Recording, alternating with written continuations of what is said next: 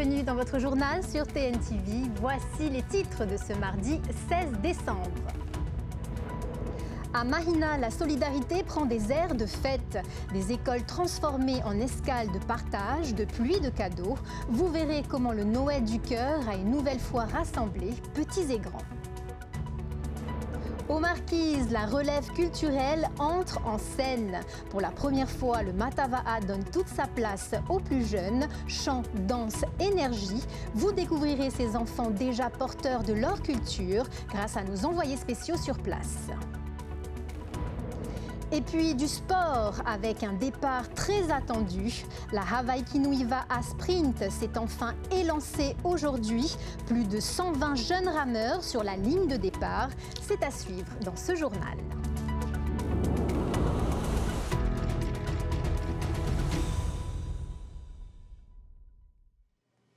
À la une ce soir, un moment de solidarité en cette période de fête. À Mahina, le Père Noël a fait halte dans 3 écoles à l'occasion du 6e Noël du cœur.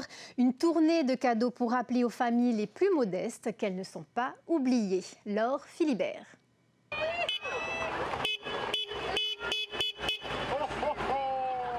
C'est à bord d'un traîneau urbain que le Père Noël et ses lutins effectuent leur tournée de distribution exceptionnelle.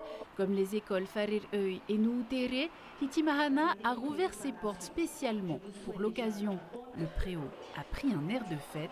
342 paquets contenant plus d'1 millier de cadeaux collectés et remis en état par la ressourcerie et l'association Tataï attendent d'être distribués. Je vois déjà les étincelles et la joie dans les yeux des enfants. Moi, j'ai les yeux en larmes, on va dire. C'est le fait d'apporter un peu de féerie pour les familles qui ne vivent pas Noël comme les autres familles, d'apporter un petit geste d'étoile ou d'un petit geste d'amour. Au total, 173 familles sélectionnées par les écoles bénéficient de l'opération de solidarité. J'ai découvert des rollers avec des protections. Il a dit peut-être un jour tu vas devenir comme lui si tu travailles bien à l'école. C'est la première fois, du coup, voilà. On est très émus de tout le geste. Et ça fait du bien, ça fait chaud au cœur pour les familles qui ont besoin, pour les enfants qui n'ont pas droit au cadeau de Noël. Peu importe l'endroit où on est, que ce soit dans le monde entier ou quoi, au moins ça va donner des sourires aux enfants. Pour que la fête profite à toute la famille, 703 repas concoctés par la cuisine centrale sont distribués. Une première pour Beryl, agent de la commune. Si on peut contribuer à part ces petites actions, on y va et on met le paquet. Alors, le menu, c'est des travers de porc, des porcs rôtis, de la salade de riz. Ils ont un petit jus qui accompagnera et une petite crème dessert. Pour soutenir encore les familles, la ressourcerie de Mahina organise un grand déstockage mercredi et vendredi. Sur place, des cadeaux à petit prix et de seconde main. Et on retourne ce soir aux Marquises pour l'événement culturel du moment. À Oahuka, précisément, pour la première fois, le Matava'a ouvre la scène aux plus petits. Chant, danse et orchestre, un spectacle grandiose pour leur permettre de vivre pleinement leur culture. Reportage de nos envoyés spéciaux Hoanui Atuahiva et Mere Teato. Aujourd'hui, pour ce 2e jour du Festival des Marquises, petite nouveauté, ce sont les enfants qui sont mis à l'honneur avec leur matava. Pour commencer, c'est la troupe de Tahuata qui a ouvert le bal. Et derrière moi, ce sont les enfants de Nukuhiva qui expriment toute leur culture ici aux Marquises. Ça s'apprend dès le plus jeune âge. Place à la danse, place au chant, mais surtout place au show.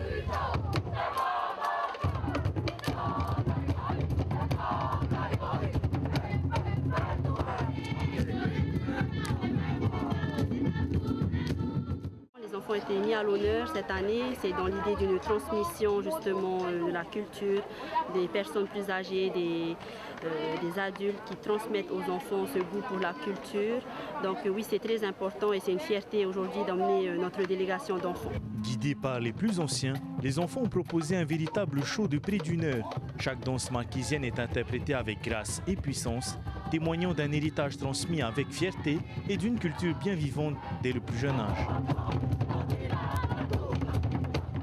Grâce à notre chef de groupe et notre guideur d'enfants, ils nous ont aidés pour venir ici. Ben, c'est comme ça. C'est important pour toi d'apprendre la culture et de partager au monde ta culture? Oui, c'était très important. Quels sont les pas que tu as dansés là? La danse du cheval. Les touristes et visiteurs venus en nombre n'ont pas voulu manquer cette entrée en matière assurée par les plus jeunes et repartent les yeux émerveillés. Ah bah c'était trop bien, c'était trop cool, ça met vraiment leur culture en avant, c'était vraiment chouette. Ah, c'est super impressionnant, ça donne limite des frissons et tout à voir, donc ouais, c'est super impressionnant. Comme vous avez pu le voir, ils n'ont rien envie aux adultes. Une chose est sûre, la relève est assurée.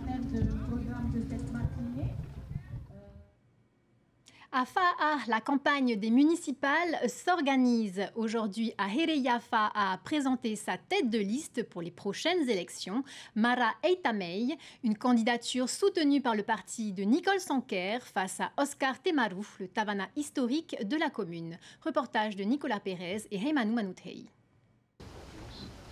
Une vaste coalition entoure celui qui ambitionne de détrôner Oscar Temaru depuis 40 ans à la tête de la commune la plus peuplée de Polynésie. De Tenati à Heyura-les-Verts, en passant par Te Haumaohi, Mara Eitamei, lui-même étiqueté Aereia Polynesia, ratisse large dans le camp autonomiste. Il aurait même convaincu dans les rangs du Tavini. Ils sont beaucoup déçus de Tavana qui ne veut pas passer le relais, parce que je crois qu'il y a eu une demande sérieuse de la part de beaucoup de responsables pour dire à Tavana, il est peut-être temps que tu prennes du repos et peut-être mettre quelqu'un d'autre. 5 transfuges du Tavini sont pour le moment anonymes. Et dans cette alliance de circonstances, ils ont dû revoir leur sémantique indépendantiste. Il y a un mot qu'on n'a pas réussi à intégrer dans notre programme, c'est le mot Tiamara. Mais on l'a remis sous la forme de l'économie circulaire.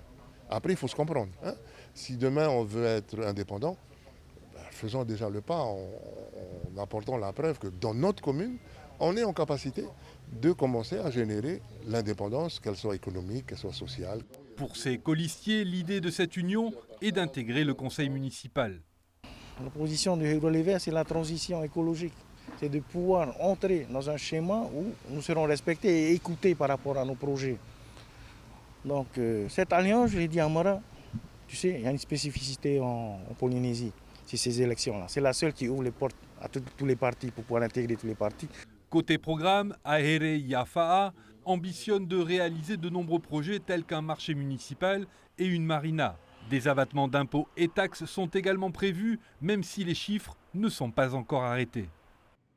Après le tragique éboulement d'Afahiti qui a coûté la vie à 8 personnes, les sinistrés sont toujours dans l'attente de réponses sur le drame et sur leur avenir. Le collectif des habitants a rencontré aujourd'hui le Tavana, la vice-présidente du pays, le ministre du Logement et un représentant de l'État. On écoute la parole d'un riverain, mais aussi celle du maire de Tayarapu-Est. Ils sont au micro de Davidson Bennett. Alors, par rapport au premier arrêté, nous avons sorti un deuxième qui permet à 6 familles de réintégrer leur domicile. Sur recommandation, bien sûr, des experts. Ils veulent rentrer, mais la condition est de stabiliser justement l'endroit où il y a eu l'éboulement. C'est une sécurité également pour nous pour pouvoir rentrer dans nos logements. Alors, là, on les comprend et on a bien vu la détresse ce soir dans la rencontre qu'il y a eu qui était bien, mais en même temps qui a permis à certains de s'exprimer. Et on sentait bien qu'ils avaient gros sur le cœur. Et donc, pour ces familles qui ont été autorisées, il y a parmi elles certains qui hésitent à réintégrer tout de suite leur domicile parce qu'ils ont tendance à revivre ce moment difficile par rapport à cet événement exceptionnel. Dans les airs, la soirée a été perturbée hier. Entre 17h et 20h, aucun avion n'a pu décoller ni atterrir en Polynésie. En cause, l'absence de 2 contrôleurs aériens à l'aéroport de Tahiti Fa'a. À Raiatea, des dizaines de passagers ont dû patienter plusieurs heures. Le point avec Jessica Doucet. Entre 17h et 20h, aucun avion n'a pu décoller ni atterrir sur l'ensemble du territoire. Résultat, des dizaines de passagers impactés à Raiatea, Bora Bora et Huahine et des retards de 3 heures, voire plus sur certains vols. Une situation particulièrement compliquée à gérer pour les employés des aéroports. On gère comme on peut nos passagers, on leur explique que c'est ça ne dépend pas de nous. Alors oui, ils comprennent. Bon, après, il y en a certains qui quand même, sont un petit peu fâchés. Mais qu'est-ce qu'il en est pour demain? Pour l'instant, on ne sait pas. On n'a pas plus de nouvelles. Comme je te disais au début, on apprend ça au fur et à mesure. Du côté des voyageurs, beaucoup sont simplement de passage à Ayatia, notamment pour des visites médicales, et doivent prendre leur mal en patience. Ça va, vous n'êtes pas trop fâchés? Ben si, mais ça fait tout, il faut voir au moins.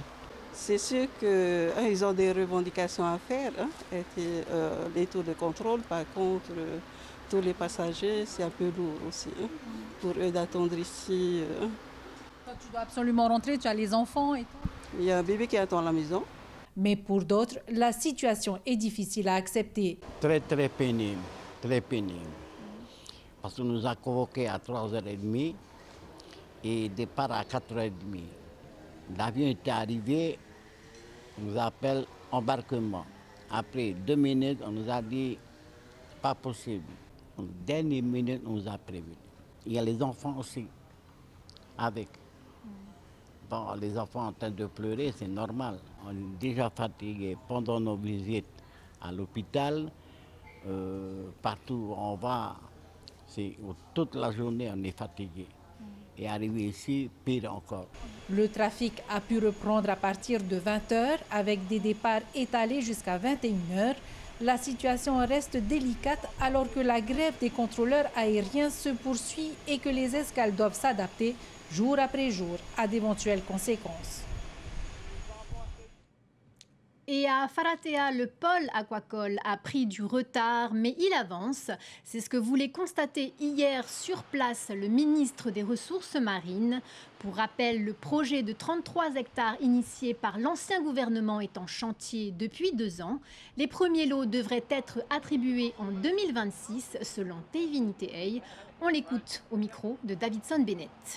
Il était important pour moi de m'arrêter, voir l'avancement des travaux, d'autant qu'il y a eu quelques retards. Là, je vois que finalement, les travaux avancent bien. Là, c'est la partie sud, avec le positionnement déjà des premiers tuyaux qui vont servir en fait à alimenter les bassins en eau de l'extérieur. Il y a eu quelques problèmes de mise en route. Notamment, ils sont tombés sur du papa qui est finalement aussi dur qu'une roche, que du granit. Mais maintenant que la structure est posée, plus qu'à finaliser les raccords. Et ensuite, pour le premier semestre de l'année 2026, attribuer les baux aux allocataires. Place maintenant au sport. Après un faux départ hier en raison de la météo, la Hawaii Kinuiva à sprint a bien été lancée aujourd'hui à Oretinihau. Dans la baie de Taone, plus de 120 jeunes rameurs, des poussins aux juniors, étaient engagés. Une première journée marquée par l'envie et la motivation, même en fin de saison. Désiré Teivao. Les jeunes espoirs du VA donnent le temps pour cette première journée de la Hawaii Kinui Sprint. Au programme, des courses de 250 à 500 mètres sur le plan d'eau de Taone. Et même en fin de saison, les rameurs restent motivés. Marjorie et ses partenaires sont venus de Teahupo pour participer à cette première journée. Pour ces jeunes athlètes, l'envie de se dépasser et de progresser est toujours bien présente. On fait beaucoup de vitesse, c'est Faratitoa, tout ça. Comme c'est les vacances, du coup on n'a rien à faire, du coup ça nous motive aussi pour venir. Si on ne peut pas gagner, au moins s'améliorer. Et vous, toi, aujourd'hui, tu es pour gagner aussi? On va essayer de gagner. Pour certains jeunes de notre club, c'était une première. Ils se sont pas mal débrouillés sur le plan d'eau, particulièrement nos poussins, étant donné que c'est tout nouveau, cette catégorie en compétition dans le monde du VA. Et c'était une première pour eux, ils se sont bien amusés sur l'eau. Au-delà de la compétition, cette Hawaii Kinui Sprint répond aussi à un objectif clair pour la Fédération tahitienne de VA, repérer des jeunes rameurs prometteurs capables d'intégrer la sélection tahitienne. En ligne de mire, les championnats du monde de VA Sprint organisés à Singapour en août 2026. C'est un bon concept surtout pour préparer les championnats du monde. On a vu les derniers championnats du monde et là je pense que la fédération a bien fait de mettre en place cet événement pour pouvoir bien préparer nos athlètes à l'année prochaine. Et avec la mise en place de la Hawaii Kinui Sprint, on a demandé à nos rameurs de venir pour s'amuser. Là donc c'est la dernière course de l'année et là ils viennent surtout pour s'amuser avant de passer de bonnes fêtes en famille. Les meilleurs rameurs se retrouveront demain sur le plan d'eau de Taone pour les phases finales de la Hawaii Kinui Sprint. C'est la fin de ce journal. Merci de l'avoir suivi. Ce soir sur TNTV, place au cinéma avec un ciné-nouille spécial Noël en avance, puis 2 épisodes de NCIS Los Angeles suivis de la série Absentia. À partir de 19h, rendez-vous sur la page Facebook de TNTV pour suivre le Matava'a au Tehenoa et Nana. Très belle soirée à tous sur TNTV. À demain, même heure. Retrouvez ce journal en replay sur notre site internet et notre application mobile TNTV.